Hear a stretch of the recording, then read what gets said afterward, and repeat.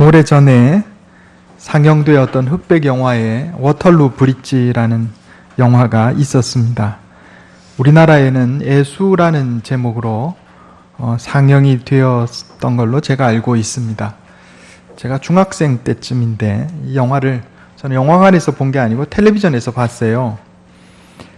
세계 제2차 대전 당시에 춤추는 직업을 가졌던 댄서였던 비비안 리가 명문가의 아들 로버트 테일러와 사랑에 빠집니다. 이 로버트 테일러는 입대하기 직전이었습니다. 장교로 입대하기 직전이었는데 둘이 사랑에 빠져버렸어요. 그래서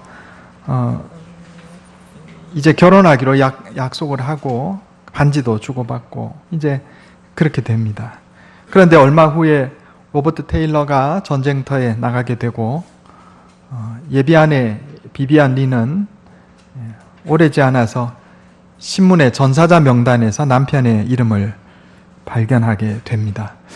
마침 그때 당시에 춤추는 직업을 가졌던 비비안 리가 직업도 잃어버린, 전쟁통에 누가 춤 보러 오겠어요. 그죠? 직업도 잃어버리고 또 같이 생활하던 친한 친구가 병에 걸린 상황에서 어쩔 수 없는 생활고 속에서 직업을 잘못 택하게 되는데 길거리에서 웃음을 파는 매춘을 하는 불행한 직업을 택하게 됩니다. 너무 절망해서 다른 방법이 없다고 생각했던 것이죠. 그런데 얼마 후에 로버트 테일러가 살아왔어요. 신문에 명단이 잘못된 겁니다. 그래서 로버트 테일러가 비비안 리에게 청혼을 하는데 비비안 리는 자신의 처지가 너무 부끄럽고 절망스러워서 결국 얼마 뒤에 자살하고 만다 하는 내용이 바로 이 워털루 브릿지의 내용입니다. 이 첫 장면에 이 로버트 테일러가 나와서, 이 워털루 브릿지 다리 이름입니다. 다리를 쳐다보면서 과거를 회상하는 장면이 나와요. 제가 중학생 때 이걸 봤는데 사춘기 때 이걸 봐놓으니까 이게 얼마나 마음이 아픈지 제가 한 일주일을 공부를 못했어요. 이 영화를 보고서. 비비안 리와 명문가의 아들 이 로버트 테일러의 결합은 당초부터 어려움을 가지고 있었습니다.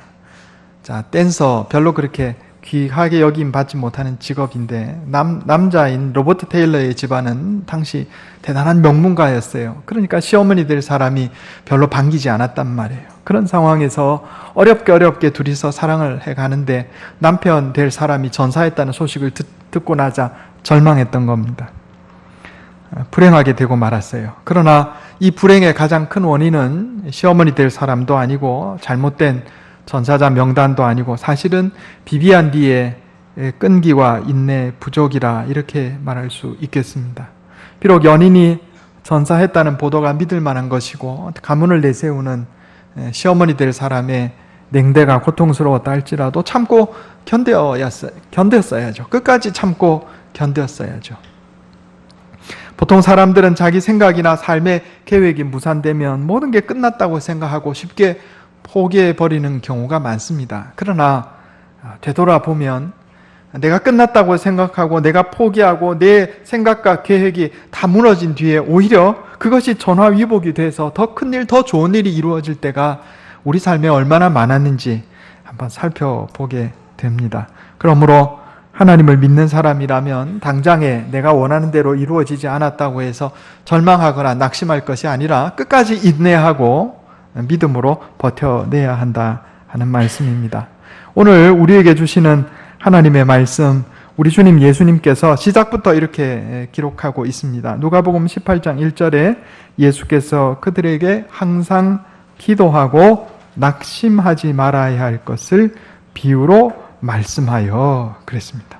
오늘 우리에게 주시는 하나님의 말씀은 기도와 끈기 그리고 인내와 소망을 품는 것에 관해서 교훈하고 있습니다. 그리고 우리 주님께서 불의한 재판관의 비유를 통해서 몇 가지를 우리에게 말씀하고 계십니다.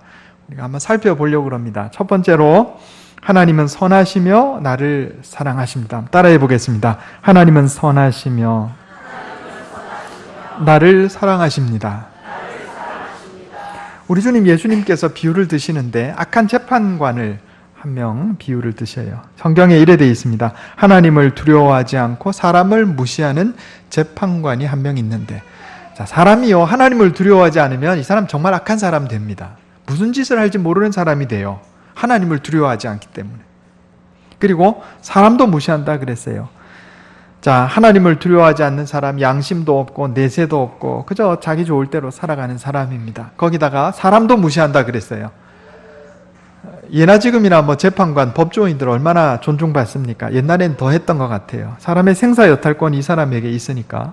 그러니까 너무 교만해서 사람들을 멸시하고 천대하는 오만불손한 사람이었습니다. 한마디로 악한이었어요. 악한 사람이었어요. 그런데 과부가 자신의 억울한 사정을 이 재판관에게 가서 고하는데 잘 들어주지 않으니까 끈질기게 가서 졸라댔다 이 말입니다. 그러니까 이 악한 재판관이, 하나님도 두려워하지 않고 사람도 무시하는 악한 재판관이 과부의 청을 들어주었다 이렇게 말씀합니다. 악한 재판관도 그렇게 하는데 하물며 선하신 하나님, 또 나를 사랑하시는 하나님께서 우리가 하나님께 구하고 기도하는 것을 왜 들어주시지 않겠느냐, 예수님께서 이렇게 말씀하고 계신 겁니다. 우리 성경 한번 찾아보겠습니다. 마태복음 7장 9절에서 11절입니다.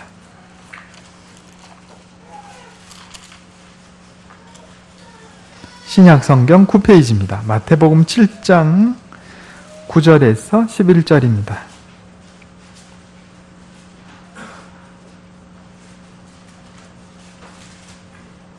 제가 읽겠습니다. 마태복음 7장 9절에서 11절. 너희 중에 누가 아들이 떡을 달라 하는데 돌을 주며 생선을 달라 하는데 뱀을 줄 사람이 있겠느냐? 너희가 악한 자라도 좋은 것으로 자식에게 줄 줄 알거든. 하물며 하늘에 계신 너희 아버지께서 구하는 자에게 좋은 것으로 주시지 않겠느냐. 아멘. 부모가요, 자식이 달라 하면 주고 싶어 하는 게 부모의 본성입니다. 자식이 밥을 먹을 것을 달라 하는데 돌 갖다 줄 부모가 없다는 얘기죠.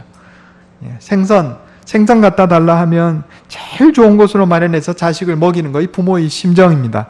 뱀 갖다 줄 사람이 없다 이런 얘기입니다. 하물며 하나님께서는 선하신 분이시고 악한 부모도 자기 자식한테 잘하는데 선하신 분이고 또 나를 사랑하시는 아버지 되신 하나님께서 왜 우리가 구하는 것을 주시지 않겠느냐 하는 거예요. 여러분, 하나님은 선하시며 나를 사랑하십니다. 그러므로 우리가 구하는 것을 하나님께서 주고자 하신다는 것을 잊지 마시기 바랍니다. 이 마음에 새겨야 됩니다. 사실 우리가 인생을 살다가 고생하고 어려움을 겪는 것은 대부분 내 자신의 잘못 때문에 그렇습니다. 내가 잘못해서, 내가 교만해서, 내가 버릇이 없고 불순종해서 그런 경우가 많아요. 그러나 그럼에도 불구하고 하나님께서 나를 구원하시고 나를 귀하게 여기시고 내 잘못을 덮으려 하시고 하나님의 사랑을 유보하지 않으신다는 것을 기억해야 하겠습니다. 하나님은 선하시고 나를 사랑하십니다. 이거 제가 여러 번 반복하는 내용입니다. 하나님 선하시고 나를 사랑하십니다. 하나님은 나를 향해서 선한 의도를 가지고 계십니다. 요거를 믿는 게 믿음이에요. 부부간의 사랑이 뭡니까? 부부간의 사랑은요, 저 사람 나를 배신하지 않아, 저 사람 나를 사랑해, 이게 부부간의 믿음이에요. 그렇죠? 저 사람이 지금 나한테 이렇게 얘기하는 게 나를 지금 어떻게 해갖고 세상가를 잘 가려고 지금 저러는가, 이렇게 의심이 들면 이거 부부간에 믿음이 없는 거죠. 그렇잖아요? 그런 겁니다. 하나님 나를 사랑하시고 나를 향해서 선한 의도를 가지고 계시고 나에게 좋은 것을 주고자 하신다라는 게 의심이 된다. 이거 믿음이 없는 거예요. 믿음은 하나님은 선하시고 나를 사랑하신다는 사실을 잊지 않는 겁니다. 그 의심하지 않는 거예요. 예수님께서 그걸 말씀하는 거예요. 내 하나님을 의심하지 마라. 악한 자도 이렇게 하는데 선하신 하나님, 너를 사랑하신 하나님 얼마나 더 너에게 주고 싶어 하시겠느냐. 왜 하나님을 의심하느냐 이렇게 말씀하신 거예요. 두 번째로 하나님은 구하는 자에게 좋은 것을 주십니다. 따라해 보겠습니다. 하나님은 구하는 자에게 좋은 것을 주십니다. 자, 여기 강조점이 어디 있냐면요, 구하는 자에 있습니다. 구하는 자. 자, 아이를 키우다 보면 일상생활에서 재밌는 일들이 많이 일어나요. 한 번은 우리 딸이 얼굴이 이렇게 인상을 찡그리고 있어요. 그래서 왜 그래? 아가 왜 그러냐? 그러니까 대답을 안 해요. 계속 물어보니까 이제 대답을 합니다. 뭔가 원하는 게 있었던 거예요. 사고 싶은 게 있었던 거예요. 또 밖에 나가서 놀고 싶은 마음이 있는 거예요. 그래서 제가 아이한테 말합니다. 아니, 원하는 것이 있으면 아빠한테 얘기하면 아빠가 사주지. 또 밖에 나가서 놀고 싶으면 아빠, 나 밖에 나가서 놀고 싶어요. 그러면 아빠가 놀게 허락을 해주지 않겠어. 그러니까 얘가 하는 말이 안 들어줄 거잖아요. 안 들어줄 거잖아요. 이럴 때면 제가 사람이 태어날 때부터 죄인이라는 게 맞다 이런 생각이 들어요. 아, 왜 안 들어줘요? 사랑하는 자식이 원하는 게 있고 사랑하는 자식이 바라는 게 있으면 부모가 들어주고 싶죠. 그런데 그 마음 가운데 안 들어줄 거잖아요. 불신의 마음, 의심하고 믿지 못하고 원망하는 마음이 이미 그 안에 들어가 있는 거예요. 아니, 가르쳐 준 적도 없는데. 그 제가 그거 보면서 우리가 하나님 앞에 이러고 있구나. 내가 하나님께 바라고 원하는 게 있는데 하나님 앞에 구하질 않아요. 달라고 하질 않아요. 지레 내 마음속에 지레짐작하기를 안 들어줄 거잖아요. 그러고 있는 거예요. 얼마나 어리석습니까? 사실 사람은요, 내 자식이 뭘 원하는지 잘 몰라요. 그죠? 그런데 하나님은 우리가 뭘 원하는지 이미 다 알고 계세요. 다 알고 계신데도 불구하고 우리가 하나님께 구하기를 원하세요. 자, 우리가 자식 키울 때도 그렇잖아요. 와서 말하기를 원하잖아요. 엄마, 아빠 이거 해줘. 이거 해주면 좋겠어요. 꼭 이것 좀 해주세요. 이러면 기쁜 마음으로 해줍니다. 또 와서 그렇게 요청하기를 원해요. 그렇죠? 그래서 때로는 어떻게 하나 보자 하고 기다릴 때가 있어요. 전에 서울의 사랑의 교회 옥하는 목사님이 한번 설교를 하시는데 그런 이야기를 하신 적이 있습니다. 아들이 타고 다니던 자전거가 낡아가지고 아빠한테 와서 이 자전거 바꿔달라 하는 거예요. 그런데 원하는 대로 또 다 들어주면 아이 버릇 나빠지겠다 싶어가지고 가만 놔뒀대요. 가만 놔뒀는데 며칠을 와서 그렇게 달라고 하더니 그 다음에는 이제 내일쯤 사줘야 되겠다 이렇게 생각하고 있는데 그때부터 달라 소리를 안 하더라는 거예요. 그래서 안 사줬대요. 한참 뒤에 사줬다는 거예요. 부모도 그래요. 어떻게 하는가 보자. 달라는 대로 다 주면 문제가 생기니까 일단 요청하는 거 들어보고 때 되면 사줘야지. 하나님도 그러신다 하는 거예요. 성경 한번 찾아보겠습니다. 마태복음 7장 7절 8절. 마태복음 7장 7절 8절 9페이지입니다. 같이 한번 읽어보겠습니다. 신약성경 9페이지 마태복음 7장 7절 8절 시작. 구하라 그리하면 너희에게 주실 것이요 찾으라 그리하면 찾아낼 것이요 문을 두드리라 그리하면 너희에게 열릴 것이니 구하는 이마다 받을 것이요 찾는 이는 찾아낼 것이요 두드리는 이에게는 열릴 것이니라. 아멘. 자, 예수님 뭐라고 그러세요? 구하라 그러면 주실 것이요 찾으라 그러면 찾을 것이요 문을 두드리라 그러면 열릴 것이다. 이걸 뒤집어서 얘기하면 구하지 않으면 좀 걸릴 거야. 시간이 안 들어주실 수도 있어. 찾지 않으면 못 찾을 수도 있어. 두드리지 않으면 열리지 않을 수도 있어. 이런 말씀입니다. 하나님 우리의 사정과 형편을 다 아세요. 내게 뭐가 필요한지 다 아세요. 그런데 하나님께서는 내가 하나님 앞에 나와서 구하기를 원하시고 찾기를 원하시고 문을 두드리기를 원하신다 하는 겁니다.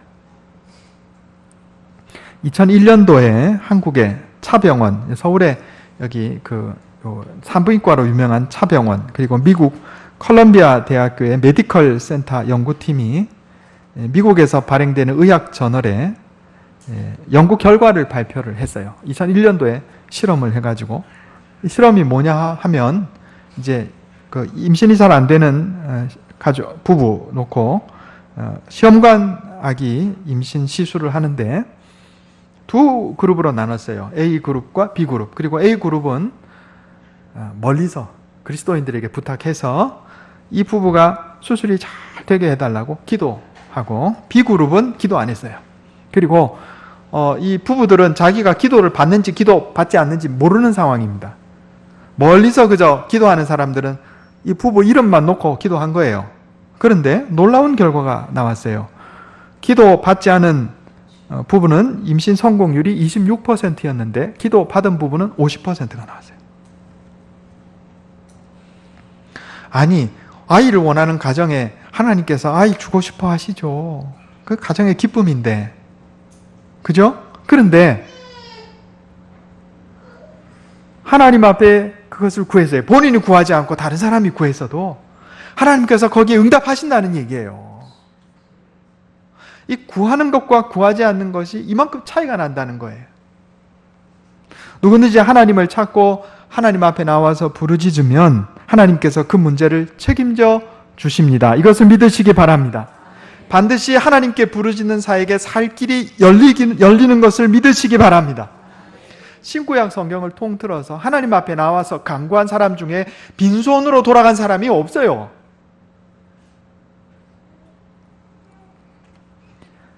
특별히 사복음서를 보면 문둥병자든 소경이든 다 하나님 앞에 나와서 구할 때 다 그 소원을 하나님께서 들어주시고 고쳐주셨다 하는 걸 우리가 잊지 마시기 바랍니다. 성경 한번 더 찾아보겠습니다. 누가복음 4장 25절에서 27절.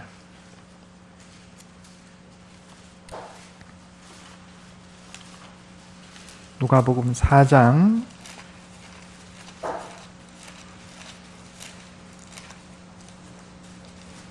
25절에서 27절. 신약성경 94페이지입니다. 누가복음 4장 25절에서 27절. 예수님께서 여기 나사렛 사람들에게 하신 말씀이에요.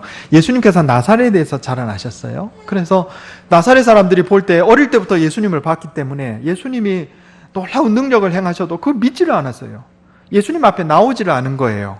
그러니까 예수님께서 나사렛 회당에서 나사렛 사람들하고 뭐라고 말씀하셨냐면 그 내용이 오늘 누가복음 4장 25절에서 27절 말씀입니다.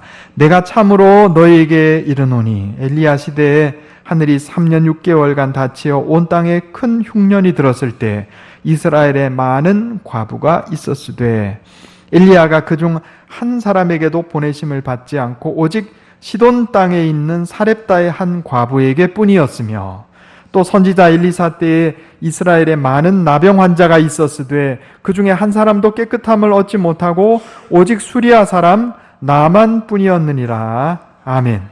예수님 뭐라고 말씀하셨냐면요, 엘리야 시대에 흉년이 들어서 다 굶어 죽게 생겼는데 하나님께서 사렙다 과부에게만 엘리야를 보내셔서 그를 살려주셨다는 거예요.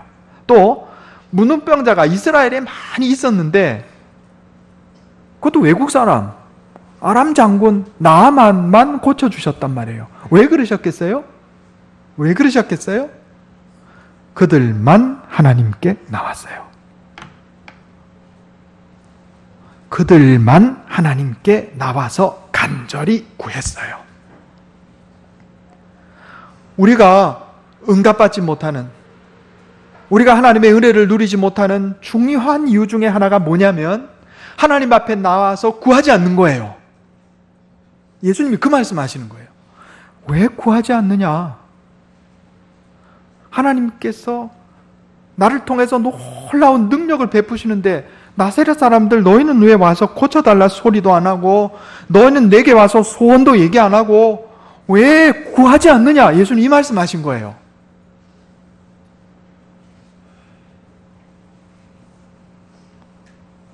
예배 나오지도 않아요. 기도도 안 해요. 하나님께서 그의 소원을 들어주시겠어요? 안 들어주신다는 거예요. 사랑하지 않아서 그런 게 아니고 구할 때 들어주시겠다고 마음속에 그렇게 하나님께서 다짐하신 거예요. 성경에 계속해서 나온다. 계속해서 동일한 말씀이 구하라. 구하라. 그러면 주신다. 기도하라. 그러면 주신다. 들어주신다. 그런데 구하지 않고 기도하지 않아요.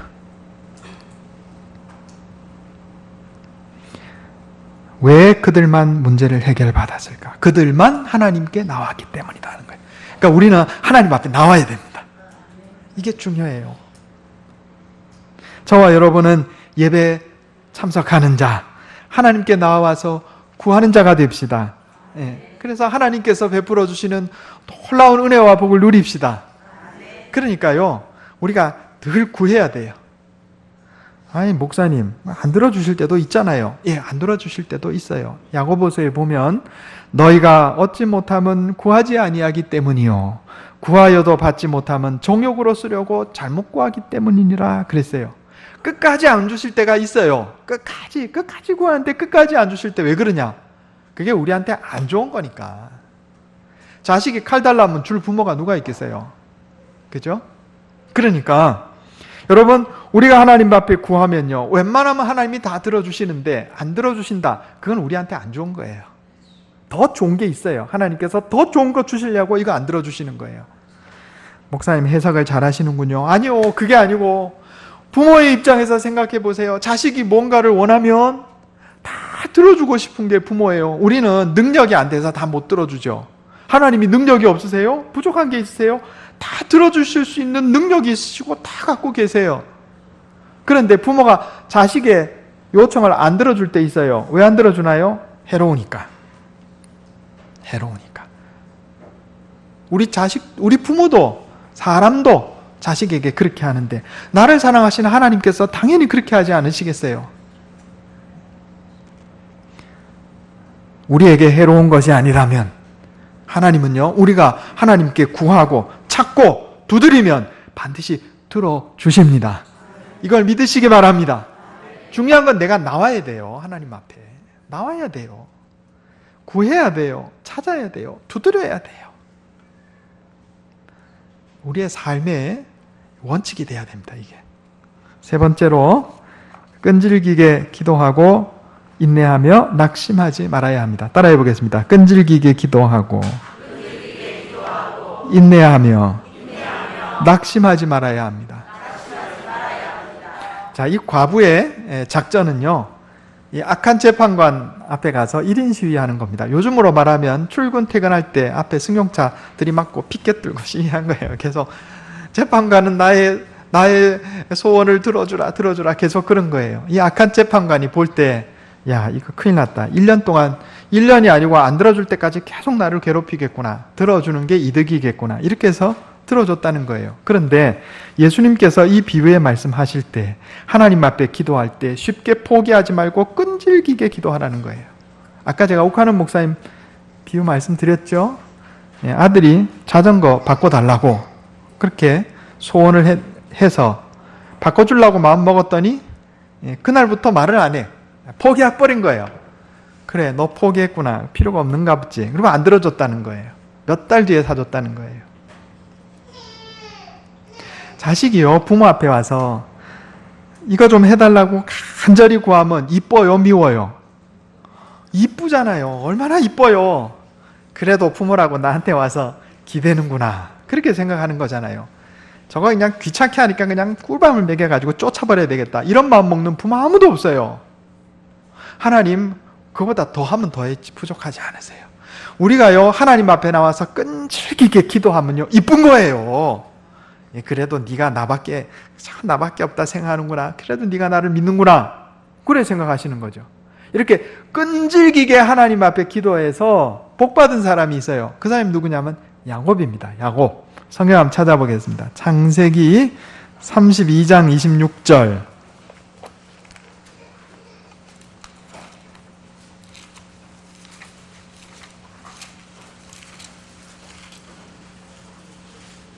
구약성경 49페이지입니다.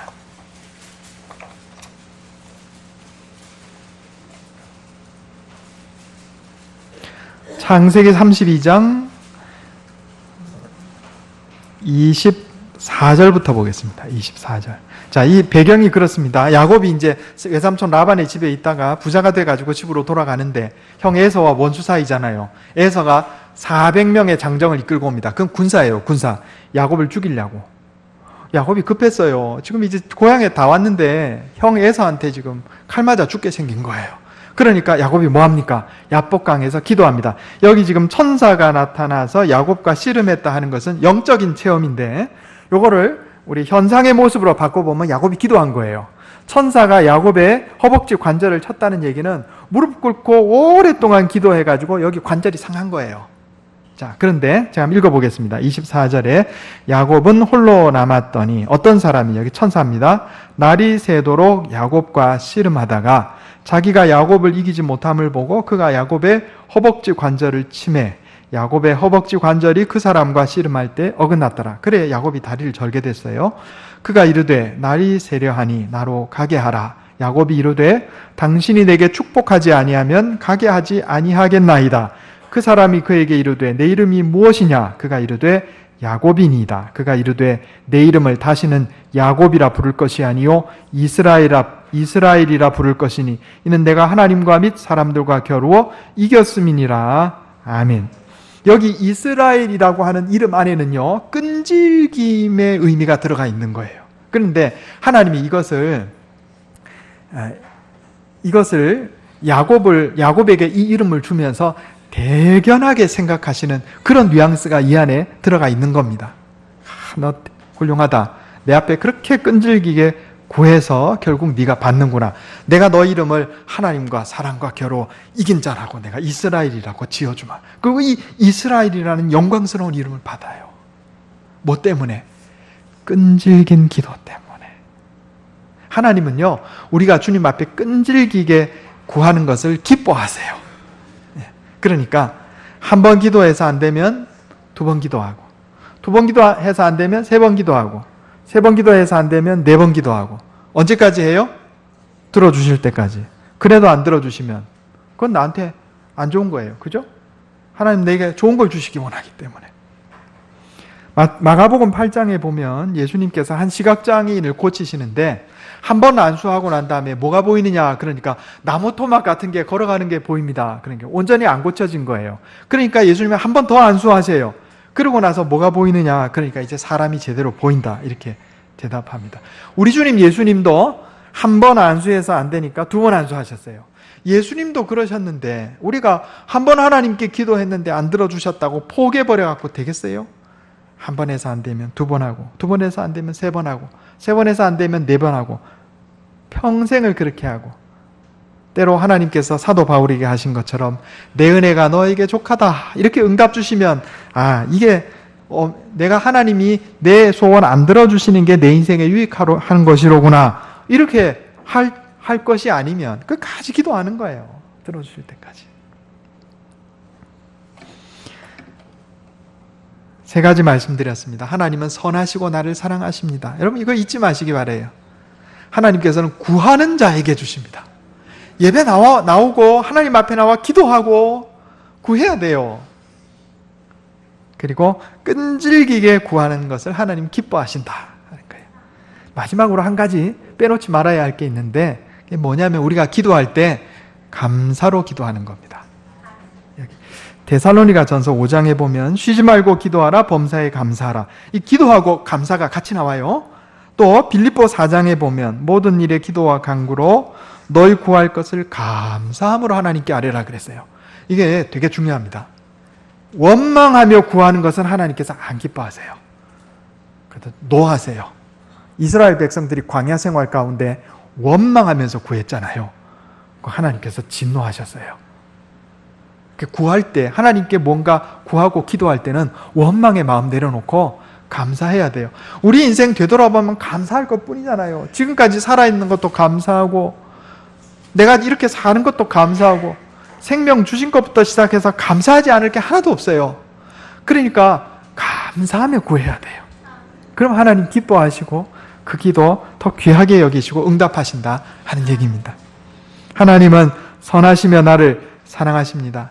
그러므로 우리가 하나님께 나와서 우리의 필요를 구합시다. 또 간절히 구하고 끈질기게 구합시다. 감사로 구합시다. 그래서 하나님께서 내게 주시는 은혜와 복을 받아 누리는 저와 여러분 다 되시기를 예수님의 이름으로 축원합니다. 기도하겠습니다. 하나님 아버지, 끈기 있는 믿음, 간절히 구하는 기도를 우리에게 가르쳐 주시니 감사합니다. 하나님이 선하시며 나를 사랑하시는 분이심을 깨닫게 해주시니 감사합니다. 하나님의 선한 의도를 의심하지 않는 굳건한 믿음을 소유하게 해 주시옵소서. 하나님, 구하는 자에게 좋은 것을 주심을 깨닫게 해주시니 감사합니다. 우리의 인생의 문제를 놓고 주님 앞에 기도하며 소원과 또 간구의 제목을 놓고 날마다 주님 앞에 나와 기도하는 주의 백성들 다 되게 해 주시옵소서. 끈질기게 기도하고 간구하며 인내하고 낙심치 않으며 감사로 구하는 자 다 되게 해 주시옵소서. 그래서 하나님께서 우리 소원을 들어주실 때 기쁨과 행복을 누리며 하나님의 놀라운 은혜를 체험하며 복된 삶을 살아가는 주의 백성들 다 되게 해 주시옵소서. 우리 주 예수님의 이름으로 간절히 기도하옵나이다.